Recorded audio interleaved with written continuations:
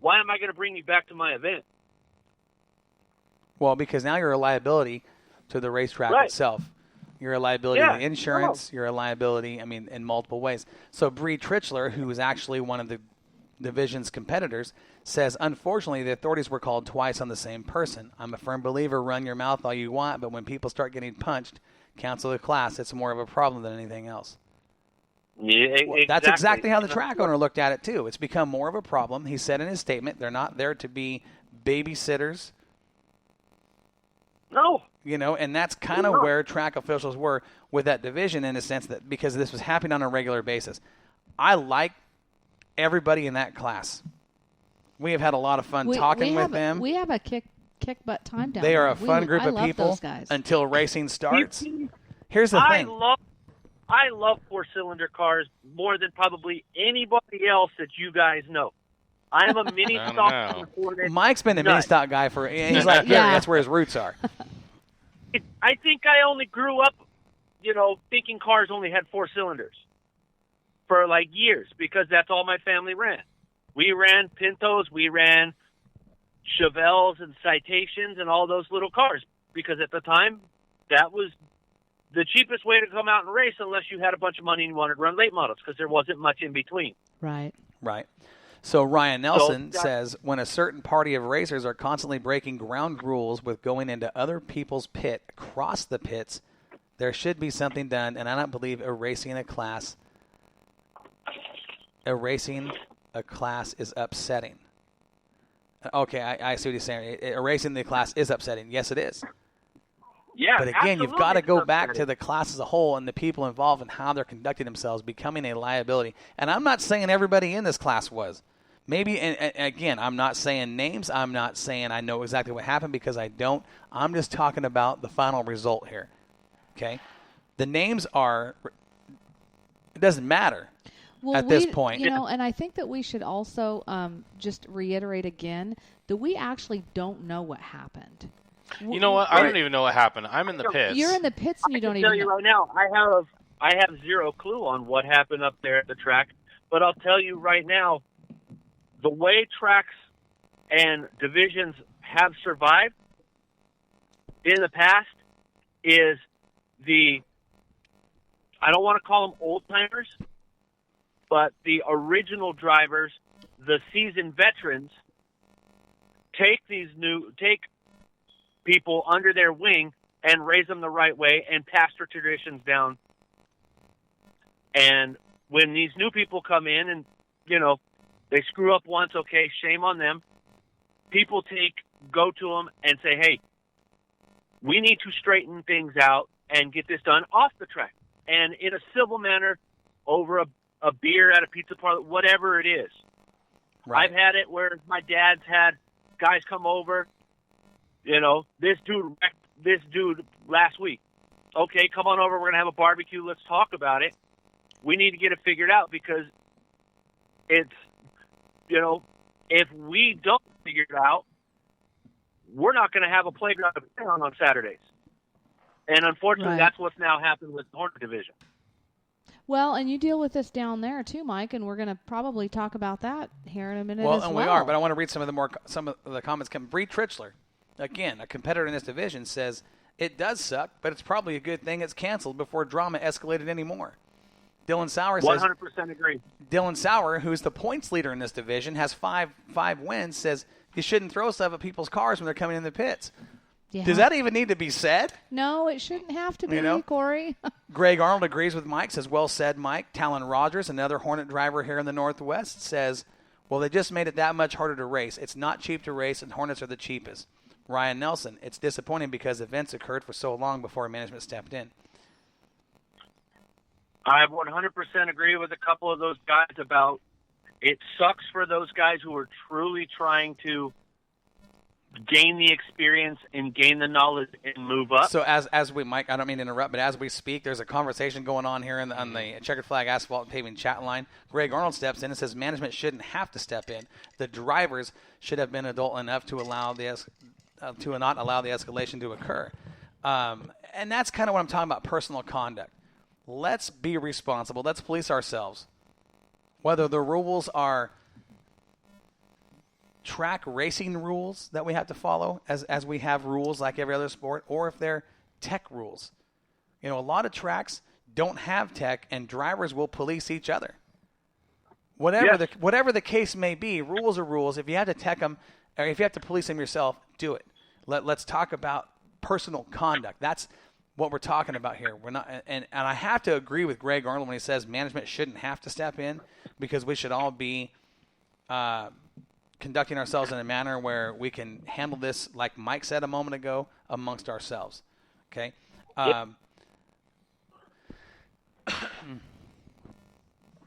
And it should be handled in a professional manner, not handled between ourselves. We go out behind our rigs and beat the hell out of each other or throw crap at each other. That's not handling it. Well, right. And Zach Nelson also says people came to other people's pit, which was never allowed, so a certain party got in someone's face and fists were thrown.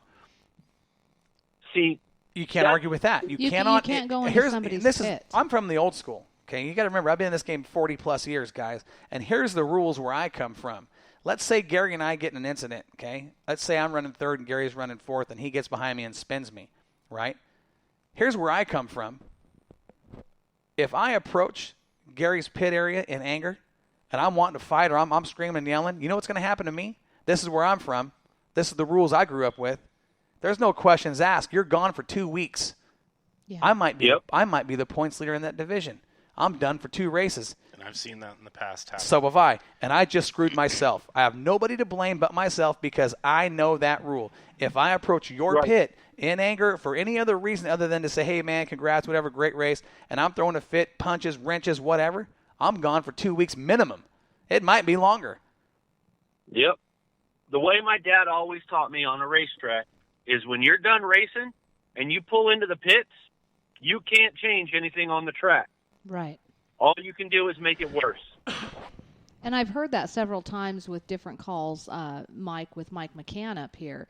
People might get upset with calls, but here's the deal. Once the call is made, they don't go back and change that call. It is what it is. Deal with it. Yeah. And that's basically what Mike McCann says. Deal with it. And whether any of us here agree with it or not, whether anybody knows grandstands agree with it, or sponsors of the division don't agree with it, it doesn't matter. When that track promoter makes that call, makes that decision, it's done.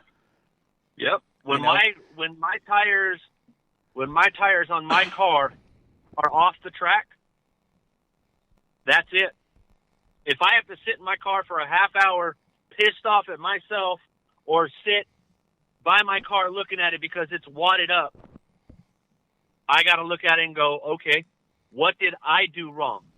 If I didn't do anything wrong, why was I in that situation where I got taken out? Right. So, and I got to look at it that way. And here's another perspective. And I like these comments coming in, because it engages conversation, it engages thought, it engages perspective. Ryan Nelson. I love it because it shows they're showing heart, and they're showing love for the and respect for the division. Absolutely. And for racing in right. general. But there's the other side of the coin where they were fighting in the pit area, which isn't showing respect for your division or the racetrack. Ryan Nelson says, I believe suspensions and fines should have been put in place before canceling the class. Could have put a stop to this. That's a valid point. Mm-hmm. That's a valid point. And I understand. I can't agree with that. I mean, that's a very good option to take in a situation like this. Unfortunately, that wasn't the option that Mike McCann took. You guys you said earlier that this is not the first time that this has happened with these people. With this division. I don't know the names in the division. I'm on the other side of the racetrack. That's why I'm not saying names. I'm not there in the pit area to see what happens. Gary's working his butt off. He doesn't always see it firsthand. Right. And like I said before, the names don't matter. It's the fact that it just happens a lot in this division. It becomes a liability to that track owner. Now, he can do whatever he wants. He can actually do what Ryan said a moment ago, issue fines, issue suspensions. That is a valid point. That could have been done. Unfortunately, with an old school promoter like Mike McCann, that's not how he does things. Yeah. And a prime example of that goes to the Pro Stock division, who only have three races this year and last year because of how they conducted themselves at the track, and they were a staple of that division. They create some of the best racing at that track. They get 3 visits a year now because of whatever, and I don't know the details on that, so I'm not going to say what. But from what I understand, there was some issues with that class, and Mike said, "Okay, this is how we're going to do this. You guys will be on the schedule 3 times next year," and that's what it's been for the last 2 years. And Corey, you've grown up the same way I have. We go out, we race on Saturday. We go help each other Monday through Friday to make sure that we can all go race on Saturday. Right. That's been lost. Right. That's been lost in a lot of here's the divisions. thing, too. It's not just a loss. You got to remember, I understand the drivers in this division or any division that this happens with at any track in any state in this country. It sucks for them. Yeah. But let's think about what else. It sucks for the racetrack. It sucks for that racetrack promoter. He's losing money off this. Not only is he's losing money, but now he's got stuff like this going on where there's some people may have sour grapes towards him that might not show up because of that one division. So now he's hurting himself even more. Right. Well, sour grapes with Mike McCann don't mean a whole lot. Mike is Mike, and he's going to do what he does, and that's why he's been a successful promoter for so long. But he, by eliminating this division this year and next year, do you think that benefits Mike McCann in any way? Not financially. I'm talking financially and entertainment value. Because we know one of the most entertaining divisions at that track was this division, the way these guys we love it. Every one of us here at Moxie Media Promotions love it. The fans love it. I'm going to tell you my personal opinion on this. Will it benefit Mike in the short run? No. In no way possible, does it? In the long run, yes, because everybody will look going, hey, if we come to his track, we need to mind our P's and Q's, because if we don't, it's going to affect everybody else as well as us. Mike. So, it's like a teacher teaching a class. You got the few bad apples, you get rid of those bad apples, hopefully everybody falls into place. And they get that reputation that, hey, you go to her class or his class, you got to mind your P's and Q's. You're going to have the most fun. You're going to get rewarded for doing good, but you act up and you're not going to be able to enjoy any of the fun. And we're, unfortunately, Mike, talking about adults here. Well, we are, but here's the thing. This is not, I'll tell you guys right now, I have worked with a lot of race promoters up and down the West Coast and even in the other states, okay? Mike McCann is about as real gets. This is it. This is the rules, and he follows them. Do you think Mike really wanted to make this decision? No. We had this discussion on the way home. No, Mike McCann did not want to make that decision to eliminate a division from his racetrack. No, he didn't want to make that. There isn't a race promoter in this country that wants to make that decision because it costs the fans and it costs his bottom line. Okay? It costs his bottom line financially in more ways than one. Because we know that division brought fans, that division had a division sponsor, that division being gone is going to affect what they sell on the concession stand. It truly is. But to tell you where this had escalated to the point where Mike McCann made the call to eliminate it, that tells you right there Mike was fed up. Yeah. Okay. 100%. That is, I'm telling you, is not something he wanted to do. Unfortunately, it's something he felt like he had to do. Now, yeah. And it's not like you only had 1 or 2 cars show up every weekend. This was a huge class, Mike.